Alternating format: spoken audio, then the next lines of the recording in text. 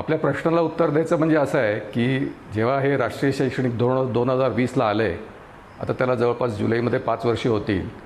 त्याच्यामध्ये त्रिभाषा सूत्राच्या निमित्ताने उल्लेखच केला आहे की 3 भाषा असाव्यात, विद्यार्थ्यांनी शिकाव्यात असं म्हटलंच आहे. कुठल्या 3 भाषा ते राज्यांनी ठरवायचं हे नक्की आहे. आता जे आपण महाराष्ट्राचा जर विचार केला तर आत्ता आपण मराठी आणि इंग्रजी शिकतोच आहोत. त्याच्यामध्ये तशी भारतीय नसलेली पण आता भारतीय झालेली सेक्शन शेड्यूल 8 प्रमाणे संविधानाच्या इंग्रजी आत्ता आपण शिकतोच आहोत.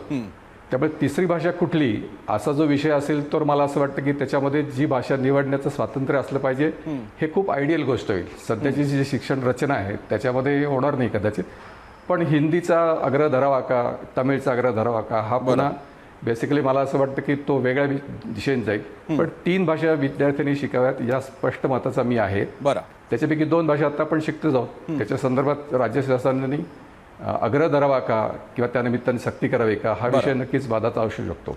परंतु मला असं वाटतं की त्यातल्या त्यात हिंदी जवळची असेल तर हिंदी शिकायला हरकत नाही. बरं. पण त्याच्याकरता हीच शिकली पाहिजे असा आग्रह असेल तर मात्र आपल्याला विचार करावा लागेल.